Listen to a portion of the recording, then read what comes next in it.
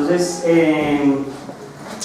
pues voy a empezar haciendo como una introducción histórica a este asunto, que será mi clase única histórica que quedará porque me eché unos carretazos muy largos de historia y bueno. Entonces, hablemos de cálculo.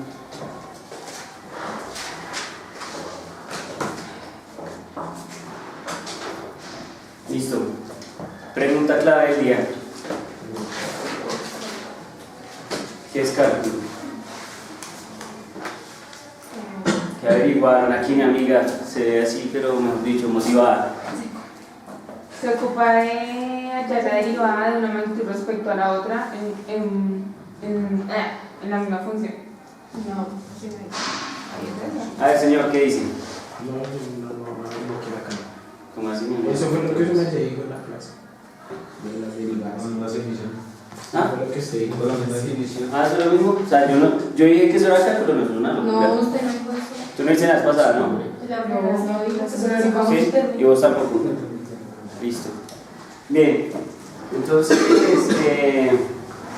bueno, pues el cálculo es una parte de la matemática bien interesante, ya que es muy diferente a lo que han venido haciendo hasta ahora del álgebra. El álgebra es fácil, el cálculo tiene un detalle, también es muy fácil, es muy mecánico, ahí es eso que ni siquiera hay que pensar mucho realmente, ¿sí? Pero el hecho de que sea mecánico y que sea fácil no implica que tenga algo profundo, algo de conocimiento, digamos, de pensar, de analizar, ¿sí? Porque pues, insisto, puede llegar a ser demasiado mecánico. ¿Sí estamos? Y casi todo el mundo sale y dice, yo sé cálculo, ya después de que terminan el supercurso de cálculo. ¿Sí estamos? Pero no es solo saber cálculo, cualquiera podría hacer una derivada. ¿Sí me entienden? Sino es como comprender cuál es el origen del cálculo, cómo funciona. Entonces hablemos de historia ahora sí un ratito. Entonces, echemos la historia de este asunto. Entonces la pregunta es, ¿dónde empezó el cálculo? ¿O dónde empieza el conocimiento matemático de la humanidad, señor? ¿Cree usted? Pues supone que no sé. ¿En Grecia? ¿En Grecia?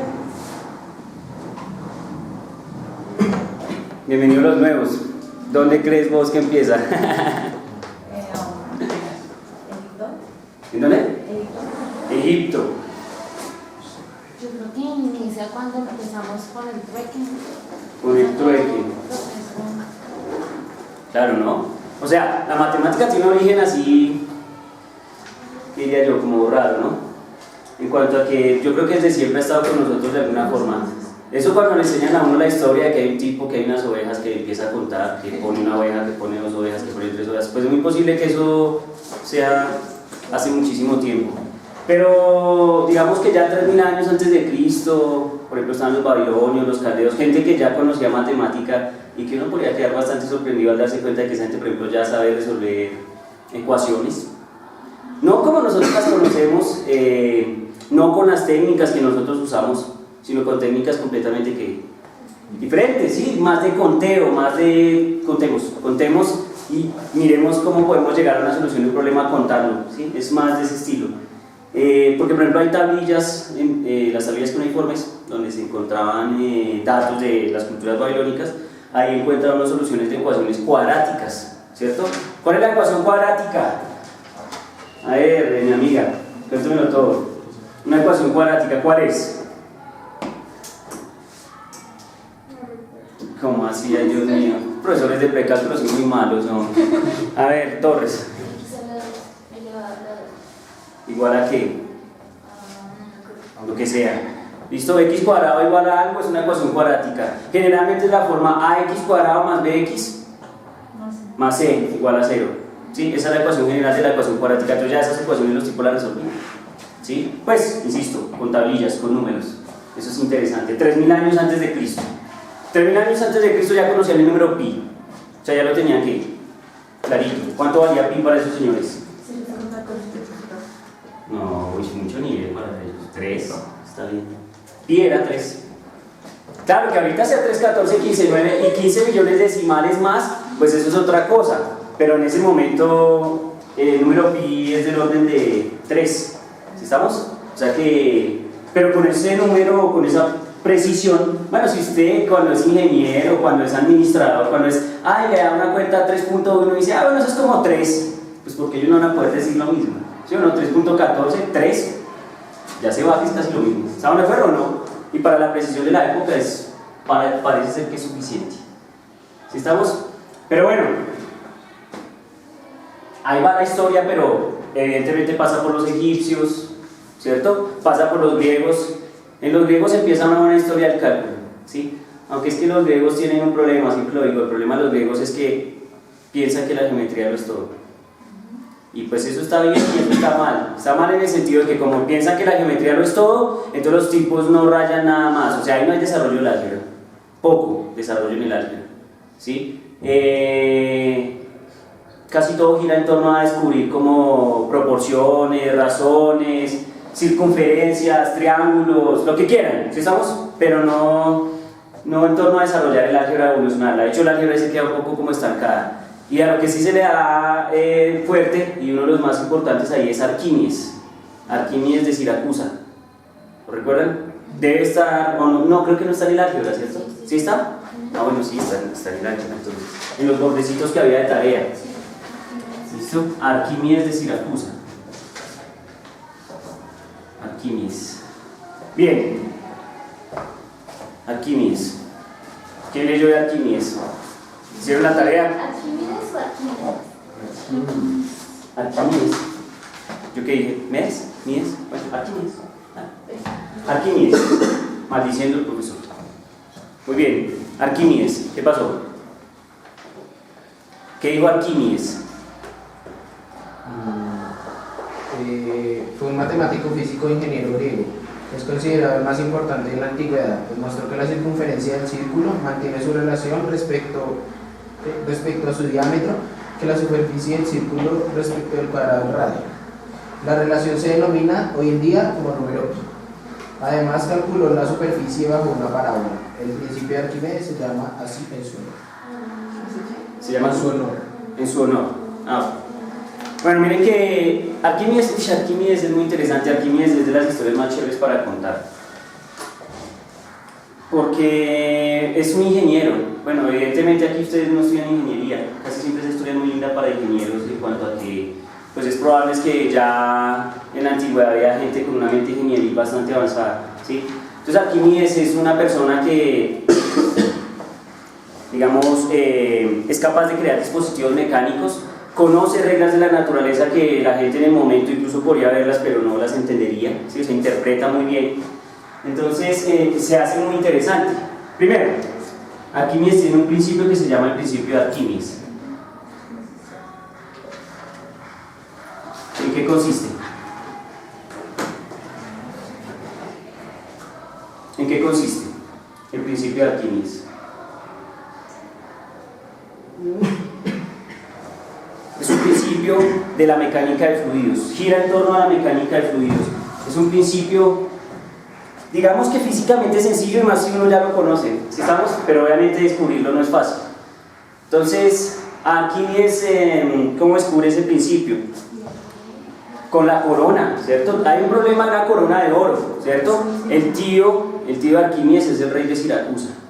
Entonces el hombre dice, mi hermano, tengo un problema, mandé a hacer esta corona de oro, le di el oro al orfebre, tantos gramos o tantos kilogramos de oro, y él me entrega una corona, y la corona pesa lo que yo dije en oro, pero yo siento que el hombre me tumbó. O sea, yo siento que este man no hizo la corona completamente de oro. ¿Sí estamos? Entonces le dice, bueno, tarea, averigüe si la corona está hecha o no está hecha de oro. ¿Listo? Pero sin romperla, sin dañarla, sin hacerle nada. Claro, no podría romperla y notar que tiene alguna aleación adentro, estaño, bueno, no sé, alguna cosa. Si estamos que compense el peso.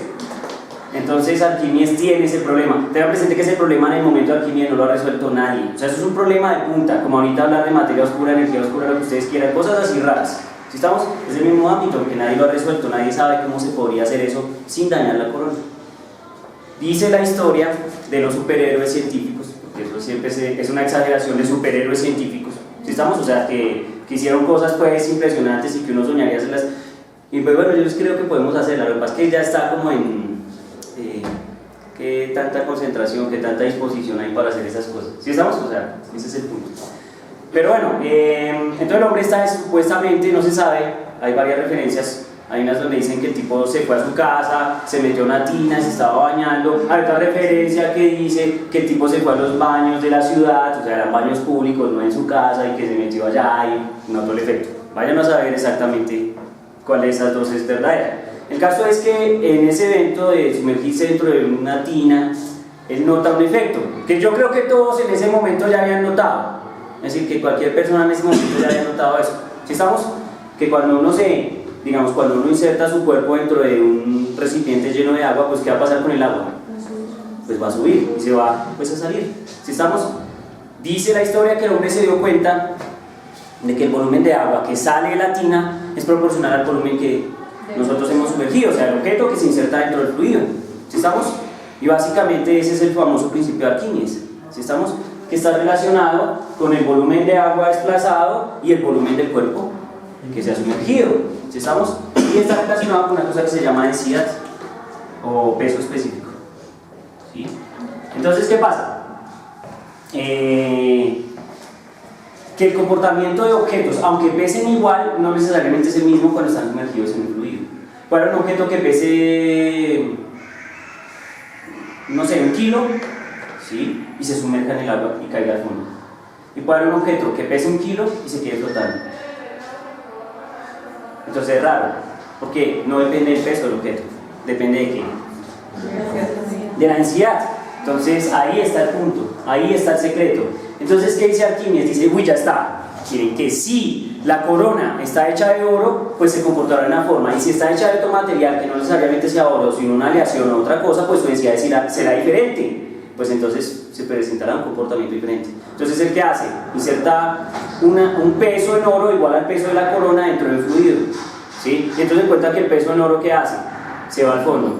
Pero entonces la corona, aunque pesa exactamente lo mismo, no se sumerge. O sea, no se va completamente al fondo, puede quedarse en la zona media del fluido flotante. Entonces él dice, pues con toda seguridad, esa corona no está hecha 100% de ¿qué? De oro. Y ya está, resuelto el problema.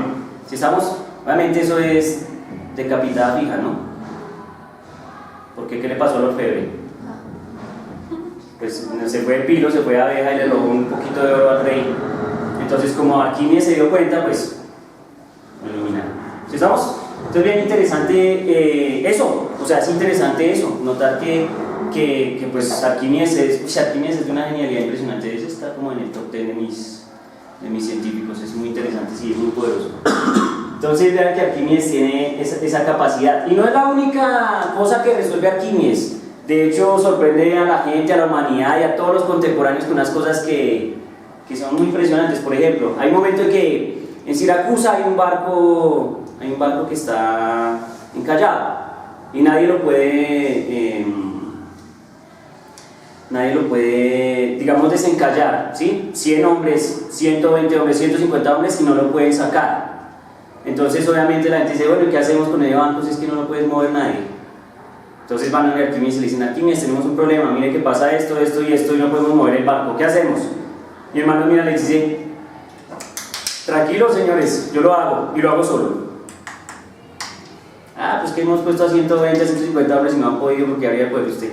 Nada, tranquilos, yo lo hago, ¿cierto? Y como digo yo, si hubiera Coca-Cola en ese momento, el man se acuesta en la playa y dice, miren, yo lo hago. Y estamos con su Coca-Cola, y bacano. Sí, miren, ¿qué pasa? El hombre descubrió una cosa que se llama el principio de palanca. De hecho, es que el hombre es bien presumido, pero tiene con qué, ¿sí? Entonces el hombre hay un momento en que llega y dice, dame un punto de apoyo y moveré el mundo. O sea, el man es capaz de decir que como tiene una palanca, solo necesita apoyar, digamos, el brazo de la palanca para poder sacar la Tierra de su órbita. A ese nivel de confianza se tiene el hombre. ¿Sí estamos? O sea, dice, ya lo hago. Estamos hablando de más o menos 300 años antes de Cristo. ¿No ven? O sea que se tiene confianza. Eso está bien, ¿no? ¿Aló? ¿Sí o no? Tenerse confianza. Entonces, bueno, el hombre llega y dice, listo, miren, se monta un sistema de poleas, una cosa que se llama un polipasto, que es como una estructura de varias poleas que multiplican la fuerza. ¿Sí estamos? Entonces tú haces un poquito de fuerza y ese sistema por la cuerda va multiplicando esa fuerza tantas veces como tú quieras. Eso depende generalmente del número de poleas que se tengan. ¿Sí estamos? Depende del número de poleas que se tengan. Entonces Arquímedes se sienta en la playa, monta su sistema de poleas, toda la cosa, y jala la cuerda. Y cuando jala la cuerda, ¿el barco qué? Se mueve. El barco se mueve. Todo el mundo queda como, uy, brujería, ¿no? Puro vudú de la época, ¿no? Porque claro, ¿cómo es posible que un tipo solo pueda mover un barco cuando 150 lo han intentado y no puede? ¿Sí estamos? Pura qué? Tecnología, puro conocimiento. A veces a uno de los estudiantes le preguntan algo que es bárbaro y que es ofensivo. Y en ese momento, cuando uno tiene como por ejemplo un experimento como el de Arquímedes, entonces uno dice, mire que es que eso sí sirve, mi hermano, lo que pasa es que hay que saberlo usar. ¿Sí estamos? Que le dicen a uno de los estudiantes como, profe, pero ¿para qué nos enseñan cálculo? Profe, ¿para qué nos enseñan eso? Si es que cuando yo vaya a trabajar yo no voy a usar eso. Yo nunca me voy a sentar en una oficina y voy a hacer derivadas, yo hago otras cosas. Eso es muy tonto. Es una visión demasiado práctica y técnica de la vida.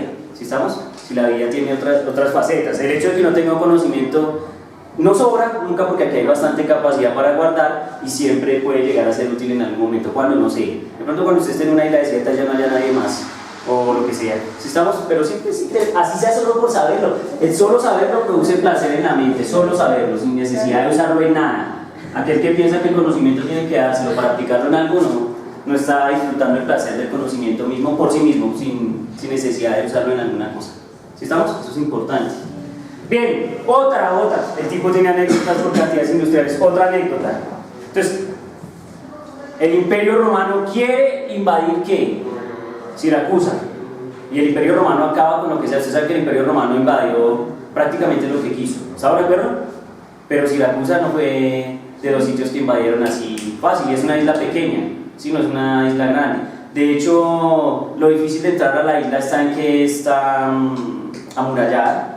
Sí, la ciudad está amurallada, entonces eso dificulta la entrada. Pero además, la mayor dificultad para entrar a Siracusa es que tiene un tipo allá adentro y que es muy pilo. ¿Cómo se llama? Pues Arquímedes. Entonces, ¿cierto? De hecho, en el área de Baldor, la imagen inicial del libro, ¿cierto? Justo cuando uno pasa, es un poco de gente ahí muriendo, matándose, y la cara de Arquímedes así tranquilo. No sé si la han visto, ¿sí? Esa imagen hace referencia a la invasión de Siracusa. Entonces, obviamente los romanos entraron a Siracusa. Es decir, no hay Arquímedes que valga. Obviamente entraron a Siracusa. Si estamos, ellos entraron a Siracusa. Pero para entrar tocó así, a la fuerza. O sea, no con mucha inteligencia, sino a la fuerza bruta. Mandemos. Después de uno sitiar una ciudad 5 años, es muy posible que ya la gente no tenga tantos recursos, estén muriendo de hambre allá adentro, todos se debilitan. Entonces ahí ya toca hablar una cuestión de ¿qué? De paciencia. ¿Sí estamos? El caso es que, ¿por qué no pueden entrar? Porque dice la historia, exagerada a veces, incluso lo que yo siempre digo, hay libros que estudian ese evento, de si Arquímedes o no logró defender la ciudad, ni el que lo dice. Creó catapultas, creó dispositivos de defensa, muchas armas para defenderse, todas desde la muralla. Hay un arma que es muy curiosa y que generalmente genera duda de si fue creado o no, que es un espejo parabólico que le llega la luz del sol, y esa luz puede ser concentrada, por ejemplo, en las velas de los navíos para que se incendien. ¿Qué te dijera? Pues que los tipos de Discovery Channel y en varios libros que he leído siempre se ponen como a investigar de, venga, miremos si eso es posible. Miren, en History Channel que a veces hacen armas del pasado, que a ver si de pronto entonces han intentado esas cosas y pues han notado que como que no es tan factible. Pero es Arquímedes, así que dejémoslo que hay mucho poder y que sí se puede, ¿no? O sea, que sí es posible hacerlo. ¿Sí estamos? Bien, entonces, ¿qué pasa? Los tipos entraron. Lo primero que le dieron a todos los soldados es, mire, entre allá, haga lo que quiera, viola a quien quiera, saque lo que quiera, haga lo que se le dé la gana, mi hermano. Bien, chévere, como se hace en todas las guerras, ¿cierto? Así, en esa época, ¿cierto? Al mejor estilo Juego de Tronos y lo que tú quieras. Chévere, ¿sí o no? Pero, no van a matar a Arquímedes. O sea, ni a palo. Maten a quien quieran, insisto, pero Arquímedes me lo traen aquí intacto. Porque obviamente yo creo que después de unos 3 años, 4 años sitiando un sitio, ya yo creo que uno no está interesado prácticamente en el lugar. El tipo, yo creo que ya todos están interesados en lo único decente que hay allá adentro, lo más valioso, que es ¿quién? Arquímedes. Toca tener a ese tipo, porque si ese tipo fue capaz de defenderse tanto tiempo de nosotros, pues imagínense trabajando para nosotros, pues ya está que le ganamos a cualquiera prácticamente. ¿Estamos? Ustedes deben tener presente que el Imperio Romano, o sea, ustedes han oído hablar de la estructura militar del Imperio Romano y de cómo se comportaban las unidades, porque es un ejército demasiado poderoso. Además porque se comporta como un organismo, en fin. Esos libros son interesantes, ¿no? Espartaco, cosas así. Entonces, bueno, el caso es que llegan, invaden y llega un soldado donde está Arquímedes. Y entonces le dice, mi hermano, vámonos que ya se acabó esta vaina, ya invadí. Dice la historia, vaya no a saber si es cierto, pero dice la historia que Arquímedes estaba ahí, sentado, echando cuenticas. Estaba haciendo una disertación de geometría, lo que sea, y no le puso cuidado al man. Entonces el tipo trae, venga papá, que vámonos, que no. El soldado se ha desesperado. ¿Y qué ha hecho? Ha matado, o sea, se ha matado a sí mismo así rapidito, ¿no? Se hizo harakiri, mató a Arquímedes, y obviamente el soldado no pasó invicto media hora, porque obviamente matar a Arquímedes era, pues no era correcto en el momento. Entonces obviamente el soldado pues pagó con su vida haber matado a Arquímedes, porque eso era lo que se estaba buscando. ¿Sí estamos? Entonces miren que, incluso hay una imagen, hay un cuadro famoso de la muerte de Arquímedes, lo pintó una matemática famosa que se llama Steffi Germany. Se escribe así el apellido Germany, francesa. Y ella pues era muy fanática de Arquímedes, entonces hizo un cuadro alusivo a ese evento. Entonces se ve a Arquímedes dibujando y un soldado con una espada, o sea, se va desenvainando ya la espada, ¿sí? Bien interesante. Pero bueno, lo poderoso de Arquímedes, ¿por qué ha hablado tanto de Arquímedes y ni siquiera ha hablado de cálculo? O sea, luego está en la clase de cálculo. Pero eso sí nos engaña, ¿no? No, pues ¿qué pasa? Que es que Arquímedes es el padre del cálculo integral. Miren que este curso no es de cálculo integral, este curso es de cálculo ¿qué? Diferencial. Pero pues es que son hermanos, o sea, eso es una llave, ¿sí? El uno va para allá, el otro va para acá, y entonces tienen una gran conexión. Entonces, Arquímedes es el pionero de las ideas del cálculo integral. Por eso lo cito, por eso hablo de él.